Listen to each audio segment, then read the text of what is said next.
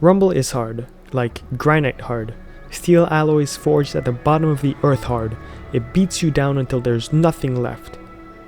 It's also really fun to get beat down until there's nothing left, but sometimes it's confusing. That's why I'm making this video. There's been some fringe attempts at making a Rumble newcomer guide, but nothing substantial enough in my opinion, and so I'm doing something about it. This video will cover everything from how to hit sorry, there's a floater on my script. You get floaters? And so I'm doing something about it. This video will cover everything from how to hit poses, your first combo, to Rumble notation and flight. I've got chapters in the description so you can come back at any time and find exactly what you need. Let's get started. no railgun for you. Before you learn how to do a pose, you need to know how structures work. This will only take a second, don't worry, we'll get to the fun stuff. Each structure has an innate strength value displayed on screen. When a structure is grounded, it gets a +1 bonus to that value. It also gets a bonus if it's moving. You can tell a structure is grounded when it's glued to the floor and has a darker bottom. In the case of a collision, the bigger number wins, and in case of a tie, both break.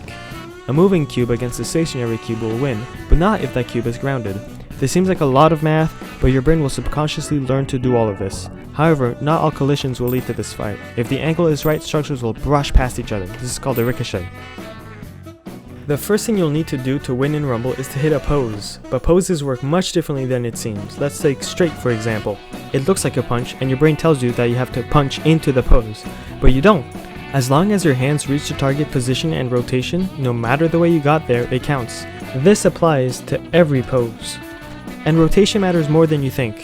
This will summon disc because my palm is facing towards me, but this won't, because my palm is facing towards the ground. Structure moves are a bit more complicated, but the rules still apply. From your base pose, you can take any path to get your structure pose as long as you do it within the window of time allowed. Oh, and every move can be done with your left hand dominant or your right hand dominant. This is especially useful for ball since it weirdly has the left hand forward. This part of the video will contain combos for each belt that will take you places. While these will help you, this list isn't exhaustive, so make sure to experiment and invent your own, or to ask others what combos they use. You'll see at the top right of the video the notation used for these moves. It's fine if you don't understand it, it's just there to ease you into it, because we will see it later. As a white belt, your skill set is limited. Only 3 moves, disc, straight, and pillar, but we can still do some combos. The easiest one is called the topple, where you summon a pillar underneath another pillar and punch it to send it flying. Keep in mind what I said about poses earlier, you don't have to punch into the straight. It's better for your endurance to smoothly move from pillar to straight. Last thing, this combo is very timing sensitive. If you wait longer before punching, the pillar will go farther but slower. It's a trade-off. The second combo, and this one is harder because of its speed, is the aptly named speed disc. It goes disc straight pretty fast, but you don't have to break the sound barrier or anything. This is the slowest you can do it, and this is the fastest I can do it. You can probably do it faster with some practice. Yellow belt is your introduction to grounding. You get ball, stop, and kick. Now some interesting combos start opening up. The simplest one is ball straight. Ball, unlike disc, doesn't spawn with forward momentum, so you have to punch it yourself. Again, try to have that circular, smooth motion to avoid too much effort. Something a little harder is disc ground straight. Grounding your disc seems hard, but be sure not to rush to the ground pose too hard and focus on precision. This doesn't seem too useful, but it deals an extra damage and moves a bit faster. Now here's something that you'll work on even after yellow belt. I only got it down at black belt. Straight kick on any structure. It gives structures a nice fast boost forward and is really handy practice because a lot of more complicated combos use straight kick in there somewhere. Things are spicing up. Wall, jump, and uppercut. First things first, the pose machine lies. Uppercut doesn't need a lower handguard. There's an overlap between the straight kick and uppercut boxes. If you nail it, that makes future combos easier. Here's a combo that, while not useful in combat, still teaches you a lot about move execution. Wall, jump straight. I don't have too much advice except blocking it out if you mess too much. Practice the wall, then the wall jump, and then the jump straight. Breaking it down like this makes it easier to build back up. Another combo, as hard as straight kick, is straight uppercut. If your straight isn't too far, you only have to rotate your forward arm and move it back a little. Uppercut is tricky, so don't beat yourself up if you're having a hard time. While this is literally as simple as combos can get in terms of length, it's still useful to break it down into just straight and uppercut so you have mastery over the uppercut pose. This is the turning point of Rumble. Dash and cube. Cubes are really nice, they're weaker than walls but very mobile. Here's a fun one, cube straight, sends that sucker flying. Cubes rise out of the ground fast, so they're great for more advanced topples like the one back in white belt. If you're fast enough, you can even add a kick or uppercut. Good luck! If you use the flowstone, you can now do wall jump straight dash to not lose ground or fall off the map. Here's one you could technically do at green belt, but you were too young for it. Disc jump uses the knockback of the discs that is usually frictioned out by the ground by lifting you up in the air, far away from thermodynamics, whoever that is. Careful not to launch yourself into your enemy or off the map. Almost there, pal. You can see the horizon. Hold and parry. The slingshot uses the fact that hold springs to your hand on activation. If you hold then straight, you build on top of that momentum and launch it at crazy speeds. The farther away the structure is from the hold position, the faster it goes, but the harder it is to aim. Here's another one of those combos you were too young for. Uppercut, kick straight. This is where that hitbox overlap from uppercut comes in useful, and man, it goes a long way. It carried me to my first 1000 BP. The faster you execute it, the farther it will go, but don't worry, you aren't in a rush. Finally, atop the mountain, your journey has now begun. Explode and flick. Yes, that flick, Mr. Shoeless fan, go nuts. I really can't pick what combos to give here, you now have access to all of them. Practice your struppers and your hops, I'd be impressed if you already got them down. From there's a lot of different paths you can follow, and I'm not here to tell you which one is right for you. If you want to pursue the path of flick, I recommend Lunatic's Guide to Shoeless's Flick skill tree. If you want to pursue pace, you can study Juicepars' videos which go in depth on strategy from the point of view of a pace traditionalist player. If you want to pursue the path of explode, you'll have to learn from experience, although some posts here and there in the discords will lead you to better results. If you want to pursue your own path or one I haven't mentioned, just ask in the discourse for help. All resources I've mentioned will be linked below. On your way to the matchmaking machine, you may find these, Shiftstones. They provide passive or active effects that are very useful. If you're only a white belt, half these stones won't do anything for you. But here's the other half. Adamant removes 1 damage from incoming attacks for a short period after you hit your opponent. It also removes 1 damage from any self-damage, so it's very useful if you hit yourself a lot, which you will. Surge gives you a 1 damage bonus for a short period after you hit your opponent, making strings of attacks very powerful. Vigor gives you 2 health back if you manage to deal 5 damage in quick succession.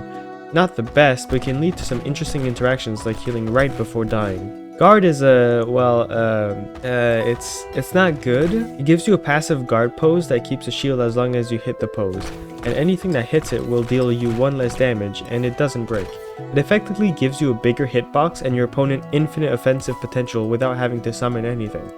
I don't want to discourage using it since every playstyle is just as valid as any other, but if you're later on in the belt ladder, some more interesting and unique stones are now usable. Flow gives you the ability to jump or dash once in midair. Very useful for mobility and probably the most used shiftstone because of how useful it is in pretty much every situation. Charge gives you your next modifier more oomph after holding a structure for a second. It's easy to make it a crutch, but it definitely has some high skill level uses. Volatile gives your explosions a 50% boost, creating some very powerful combos. It's also easy to crush on since the added knockback is a game changer, so be sure to always be trying something new. Lastly, Stubborn negates knockback and 1 damage from attacks while you're dashing. Very nice.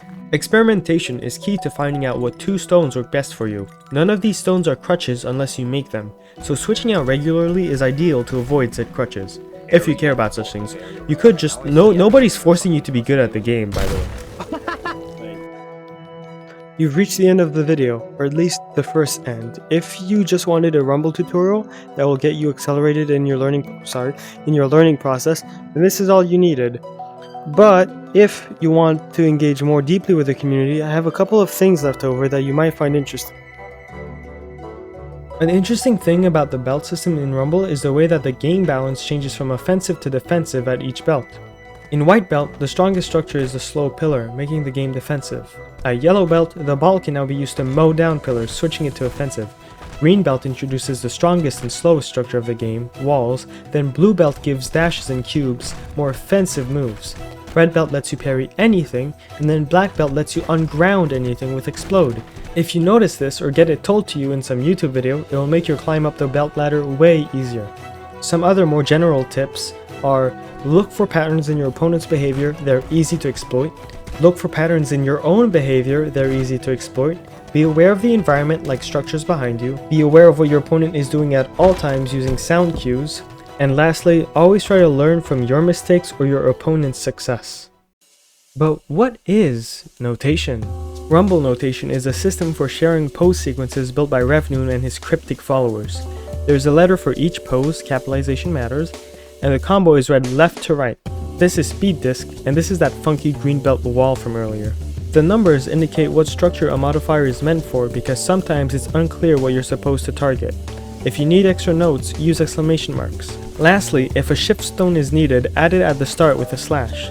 It's unintuitive at first, but you'll pick it up. Here's a couple of examples to get you started.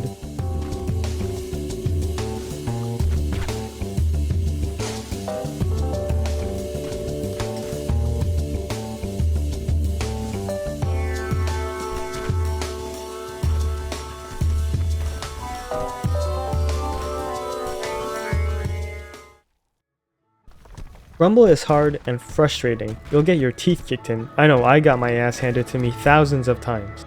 But in failure, we continue, we break through. Losing is the best learning experience, and that's so true we forgot who came up with that quote. So go on, little Rumbler. Go lose and get back up ever so slightly stronger than last time. Before we end the video for real now, I do have a couple of resources you could find interesting. Here they are in no specific order. The Shoeless Dojo and the official Buckethead server are probably the most lively Discord servers. You can find tons of new players willing to fight or old players willing to teach. Rumblekai is a pretty stale server comparatively, but its dust-covered archives have much to teach. Years of combos have built up in its forum. It's the second best place for moves. First place title goes to the Rumble Library, a humongous monolith of knowledge. Depending on when this video comes out, they might be done setting it up. If not, they might be happy to accept some help. The Rumble modding server is a great place for support, whether you code mods or use them. And the modding scene is really alive. I do recommend checking it out, even if it's just for the quality of life stuff. That's it. I did it. That's the video. Okay. I mean, it wasn't that hard to make, I just procrastinated a lot. A couple things might have changed because, okay, so this video, I'm releasing it with the Quest standalone release because I want to catch that wave and make millions of dollars, of course. But I don't have the knowledge of how the Quest standalone update will change things about the game. It shouldn't change much. Parry on ground is back, but it shouldn't change much else than that. So I won't be able to change that. Check the pinned comment, and you'll probably see some tweaks. Roll the credits. I'd like to thank A Thing and Yogev for reviewing the script, especially Yogev. He corrected so much grammar you don't want to know. Pep and Cactus for making the static live cam mod used heavily to demonstrate. Shoeless for being a dojo. That transformation was very selfless of him. New players now have a safe haven to learn and find matches. Lachlan, Lunartic, and Taco Slayer for helping me record footage for demonstrations. Strawgamia, he taught me Strawgamia for the Shiftstone images and Rumble Wiki. Windet for some tips from an elderly YouTube veteran. And you for watching the video. Make sure to call for action and buy merchandise. Oh, and lastly, I'd like to not thank the ring. I keep falling off the edge. I'm gonna kill